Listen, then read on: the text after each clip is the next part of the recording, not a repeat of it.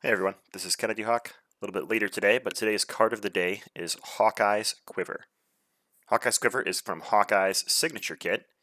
It allows him to stash arrows from his kit into Hawkeye's Quiver so that you can later fire them off at the opportune moment. So the text here reads, you may play arrow events attached to this card as if they were in your hand. Good.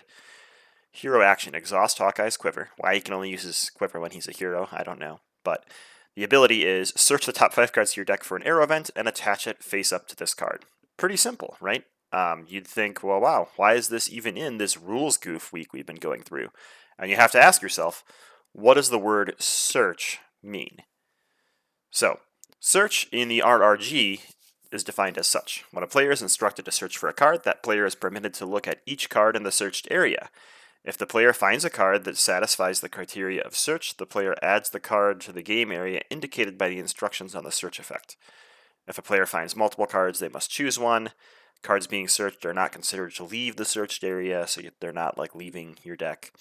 And upon completion of any ability that searches an entire deck, shuffle the deck. That is what is in the current RRG.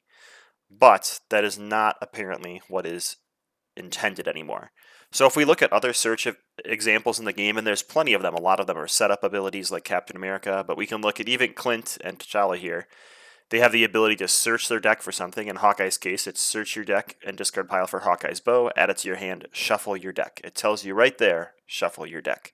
On T'Challa, search your deck for a Black Panther upgrade, add it to your hand, shuffle your deck. And that makes sense, because in the RRG, it says, if you search your entire deck, which is what those are doing, shuffle your deck. Again, Jessica Drew's Apartment came out in the same expansion as Hawkeye's Quiver. Exhaust Jessica Drew's Apartment, search the top 5 cards of your deck, just like the Quiver, for an aspect card and add it to your hand. Shuffle your deck. So there it's telling you to shuffle your deck. And that was the original ruling for Hawkeye's Quiver. People asked the card, like, hey, do I have to shuffle my deck? This is the first search effect that doesn't say shuffle your deck. But we also realize, since in the RRG, it says only do this if you're searching your entire deck, that maybe we're not supposed to. And they said, no, this language will become more common. You look at the top 5 cards, pick the one you need, then put them in the same order. Later, a couple months later, a new ruling came out that said in the past they had made a mistake. They said that no, you do not shuffle your deck, but after discussing, they decided that anytime you search, you always shuffle your deck. So that's going to be updated in the rules reference eventually. We're still waiting on that update to make it so that you always shuffle. And this is a real shame because it takes an ability away from Hawkeye's Quiver. And that's what we're going to talk about today. So the big rules goof here is you may have seen the original ruling or be following the actual RRG where it tells you you don't have to shuffle after you use Hawkeye's Quiver. But according to the developers, we now are supposed to shuffle, changing the way this card works a little bit. It's sort of a stealth errata to the card. They're changing the rulebook and not actually changing anything on the card. So players might just think they've been playing wrong for a long time when in reality there was a rulebook update. Or there will be a rulebook update. So what does this mean? There's been a lot of debate online. There's a large camp of people that think this really nerfs Hawkeye's Quiver, and there's a large group that actually thinks it buffs Hawkeye's Quiver. So I'll go over both cases here really quick. Under the original ruling, you would have future knowledge of your next hand. So you look at the top 5 cards, you get to pick an arrow. You can say, what arrow benefits me right now?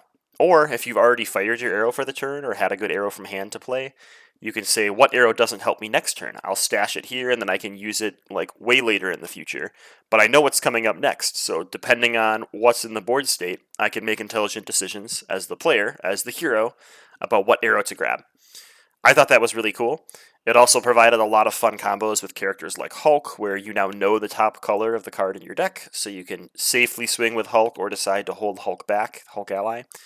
But under the other ruling, you also get the chance to do sort of a mulligan on your next hand, right? If you see your next hand and it's just utter trash, you're going to get to shuffle that back in your deck and get one more chance at having a good hand to recover next turn. Now, I would argue if your next hand looks like trash, then maybe you deck built poorly. But that's probably not always the case. There's always bad luck, and the wrong cards can come up at the wrong time. But it also takes away this really versatile ability to know what's coming up that I think offered the old ruling a pretty big advantage compared to the new ruling. So What combos with Hawkeye's Quiver? I think it's pretty obvious here. It combos with the 10 arrow events in Hawkeye's signature kit, so you're not going to have to think very hard about how to optimize Hawkeye's Quiver. I will give you one tip I have found with Hawkeye's Quiver. The Hawkeye's Quiver is the best when you reveal multiple arrows, so you can have the option of, oh, do I want to stun or confuse this turn? Is AoE better or is thwarting better for me in this situation? And you do have 10 arrow events in your deck, so depending on how many are in your discard pile or already in your quiver, you have a good chance of getting an arrow event every turn. That being said, I do still whiff with this sometimes and get no arrow events, and that happens when I don't thin my deck. So there's some really easy things you can do, especially in multiplayer, to help thin your deck. So if you're playing in a 3-player game, you can include 3 copies of Honorary Avenger, Endurance, and Downtime. Once you've played all those and you start using Quiver, 9 cards out of your deck are gone, plus Quiver itself. So that's 10 cards out of your deck, and all you're doing is searching 30 cards for these 10 arrows. That's like 1 in every 3 cards. The odds get a lot better that you're going to draw multiple arrows. If you take this further and go into the aspects, you could also include things like Skilled Investigator. It's a 0-cost, 1 true cost card that can be played on any player, so you can include 3 copies of that. Or 3 copies of Sense of Justice. And now you've gotten 16 cards out of your deck, including the Quiver. You're probably going to have your bow out, so that's 17 cards. You're down to 23 cards, almost half of them are arrows. So you should be drawing 2 to 3 of those, or searching 2 to 3 of those every time you use Quiver, offering you the best odds of being this toolbox versatile character. There's a lot of other ways you can thin your deck, not in Justice, right? You can do Leadership and play a bunch of allies and use Strength in Numbers or something like that. In the Galaxy's Most Wanted expansion that comes out today, there's a new basic upgrade that can be played on every character that reduces the cost of a superpower by 1. It's kind of like a helicarrier for superpowers for that character. It's really cool. Unfortunately, Hawkeye has no superpowers, so it's not super helpful for him. But in a multiplayer game, you could play it on the 3 other players in the game, and just in basic cards alone, you could thin 12 cards out of your deck with no cards that have a printed cost more than 1. That's really efficient. So look for cheap, low-cost upgrades and supports that you can just dump onto the table and leave there.